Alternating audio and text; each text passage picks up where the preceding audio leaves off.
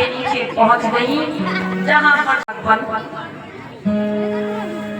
मैं आपके लिए ये खीर का भोजन लाई, आप इसको ग्रहण करना।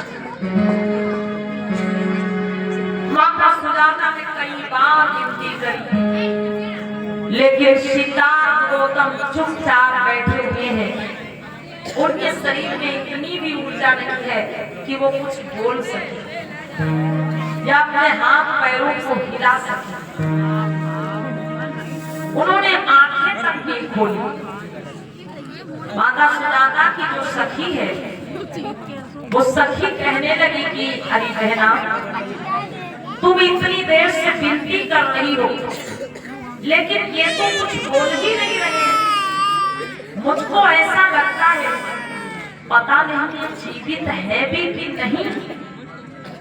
ऐसा करो, रुको, मैं पता लगाती हूँ ये जीवित है कि नहीं। उस समय बहनों हवा बिल्कुल भी नहीं चल रही थी।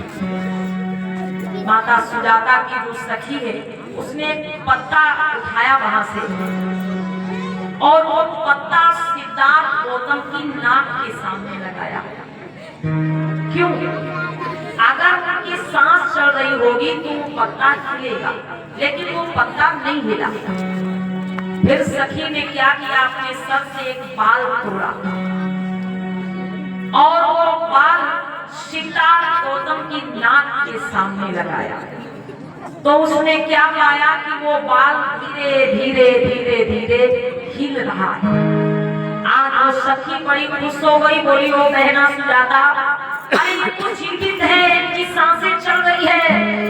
अरे ये जरूर तुम्हारे हाथ से खीर खाएंगे, ये जरूर तुम्हारे हाथ से खीर खाएंगे। उसी समय माता सुजाता ने वो खीर का कटोरा पात्र हाथ में लिया और एकदम सिद्धार्थ गौतम के मुख के सामने कर दिया कि भगवान, मैं आपके लिए ये खीर का भोजन लाई हूँ, आप खा लीजिए, इसको ग्रहण कर लीजिए। अब माता सुजाता ने जब वो खीर का पात्र आगे बढ़ाया तो सिद्धार्थ गौतम का थोड़ा सा मुख खुल गया, थोड़ा सा उनका मुख खुल गया। मैया सुजाता ने प्रसन्न होकर के चम्मच में वो खीर ली और सिद्धार्थ गौतम के मुख में लगा।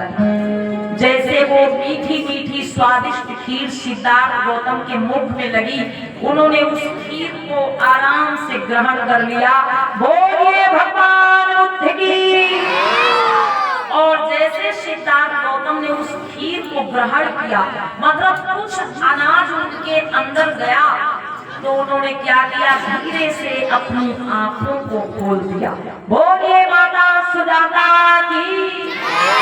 आज माता सुजाता अपने हाथों से सिद्धार्थ गौतम को खीर खिलाने लगती है। धन्य है माता सुजाता जिन्होंने ऐसे समय पर सिद्धार्थ गौतम को खीर का भोजन खिलाया था, जिस समय वो तपस्या के कारण सत्य की खोज करते करते वो भूख प्यास से व्याकुल होकर के उनका शरीर इतना कमजोर हो गया था कि वो मृत्यु की अवस्था में पहुंच गए थे। लेकिन इसी समय माता सुजाता ने जाकर के उन्हें खीर का भोजन खिलाया। दो शब्द माताएं बहनें बोलेंगी तालियों के साथ में कि मैं तो बुद्ध शरण में जाऊं मेरे वीर, मैं तो बुद्ध शरण में जाऊं मेरे वीर,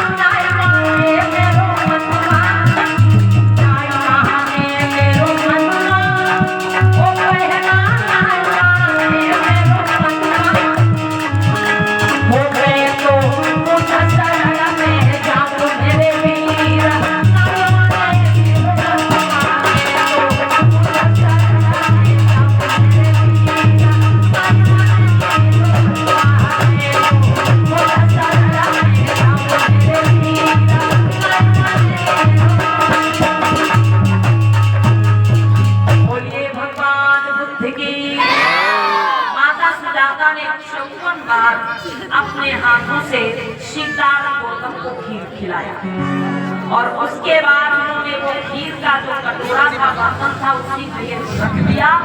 प्रणाम करके वापस लौट गई। भगवान में धन्य हुई जो आपने मेरे हाथों से खीर का भोजन ग्रहण किया। आज माता सुजाता वहां से वापस चली गई। बोलिए माता सुजाता की। इसलिए तुम्हारा धर्म नष्ट हो गया है, तुम पथ भ्रष्ट हो गए हो। अब हम लोग तुम्हारे साथ नहीं रहेंगे, हम तुम्हारा साथ छोड़ करके जा रहे हैं। सिद्धार्थ गौतम ने मन ही मन में विचार किया कि मैं पथ भ्रष्ट नहीं हुआ हूँ, मुझको तो सही रास्ता अब मिला। पास में एक निरंजरा नाम की नदी बह रही थी। सिद्धार्थ गौतम उस नदी के पास रहते हैं और उस नदी में वो स्नान करते हैं। सोने का जो पात्र करके खड़े हुए हैं और उसी समय इसी बीच में परम सम्मानित प्रमोद कुमार जी जो कमेटी उपाध्यक्ष हैं, परम सम्मानित प्रमोद कुमार जी की तरफ से 100 राष्ट्रीय मुद्राओं का धर्मदान मंच पर आया है। एक बार जोरदार तालियां बजा दो आप लोग। बहुत बहुत धन्यवाद। माताओं बहनों, जिस समय माता सुजाता सिद्धार्थ गौतम को खीर खिला रही थी, उसी समय वो 5 लोग छिप करके ये दृश्य देख रहे थे। और जैसे माता सुजाता वहां से चली गई, वो 5 लोग क्रोधित होकर के सिद्धार्थ गौतम के सामने आए। अरे सिद्धार्थ, ये तुमने क्या किया? अरे एक यादव समाज में जन्मी हुई लड़की के हाथों की खीर खा ली। अरे तुम्हारा धर्म नष्ट हो गया, तुम पथभ्रष्ट हो गए। अरे सिद्धार्थ, हम लोगों ने कितनी उम्मीदें लगाई थी कि हम लोग आपके साथ में हैं, हम लोग तुम्हारे साथ में हैं। जब कभी तुमको ज्ञान प्राप्त होगा तो उसके साथ साथ में हम लोगों को भी ज्ञान मिलेगा। लेकिन तुम्हारा धर्म नष्ट हो गया, अब तुमको ज्ञान कभी नहीं प्राप्त होने वाला। अब हम लोग तुम्हारे साथ छोड़ करके जा रहे हैं।